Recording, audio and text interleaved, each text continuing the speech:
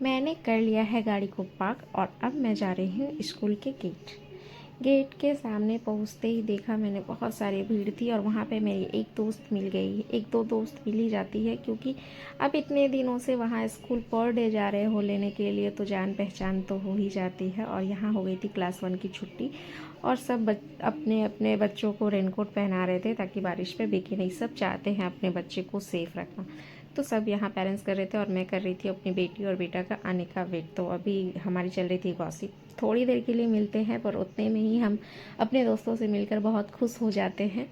इधर उधर की बात तो हो गई और फाइनली मैम का टाइम भी हो गया और मैम आ चुकी थी। मेरी बेटी की मैम आ चुकी थी और मेरी बेटी हमेशा पीछे रहती है क्योंकि उसको बैग पैक करने में बहुत टाइम लगता है। तब तक लाइन लग जाती है और वो हमेशा पीछे हो जाती है और लाइन में मुंह बना करके बैठी हुई थी क्योंकि उसका की रिंग जो चैन में लगाया था ना वो टूट गया था। तो मैंने स्माइल किया, कोई बात नहीं, तो फिर वो ठीक हो गई। नहीं तो मुझे उसको लग रहा था कि मैं उसे डांटूंगी, बट क्यों डांटूँ, हो ही सकती है गलतियाँ।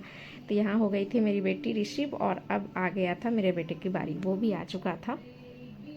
और देखो ये सामने से रास्ता रहते हुए भी ये पीछे से ऐसे ऐसे घुस के आ रहा था। फिर मैंने उसको दे दिया छाता क्योंकि थोड़ा बड़ा है तो खुद से कैरी कर सकता है। तो मैं उसे छाता दे दी थी और बेटी को अपने साथ ही ले ली थी क्योंकि बारिश अभी भी नहीं रुकी थी।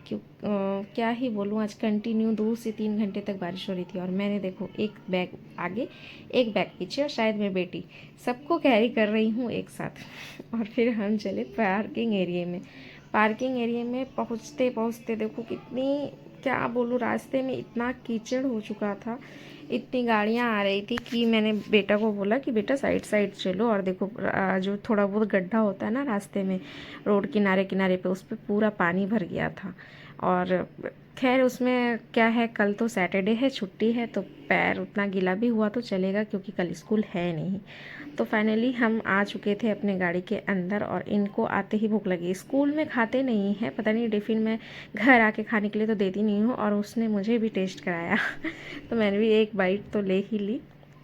मुझे भी भूख लगी थी क्योंकि मैं सुबह से ब्रेकफास्ट नहीं की थी, इन सब चक्करों में फंसी हुई थी, सुबह से ऑफिस जाना, ये करना वो करना। तो ये लोग को मैंने बोला आराम से पीछे बैठ करके खा लो, लेकिन इन लोगों की शरारत शुरू हो गई थी। तो मैं अभी जा रही थी घर जाने के रास्ते में मुझे, मतलब क्या ही बोलूँ, आज थोड़ा तो कम था ट्रैफिक, बारिश थी, बट इससे ज़्यादा ना अदर्स डे पे होता है क्योंकि आज शायद स्कूल में बच्चे कम आए थे।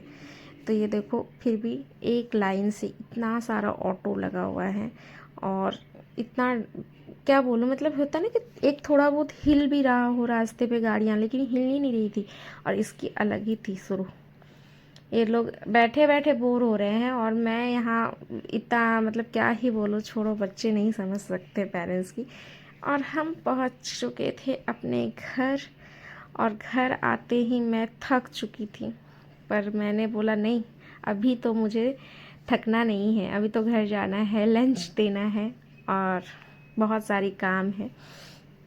तो यहाँ पे मैंने कहा तुम लोग अपना अपना बैग खुद ही कैरी करो। खुद का बैग ले लिया और उसके टाइम पे डिक्की लॉक कर दिया। तो वो रोने लगी, फिर उसको मैंने कहा कि फिर से खोलो, तो उसने खोला और ये अपना लंच बॉक्स बैग में डाल रही थी और फिर अपना बैग उठा ली। मेरी बच्ची समझदार हो गई है, इसका आजकल इन लोगों का बैग इतना भारी नहीं होता तो इसलिए खुद ही कैरी कर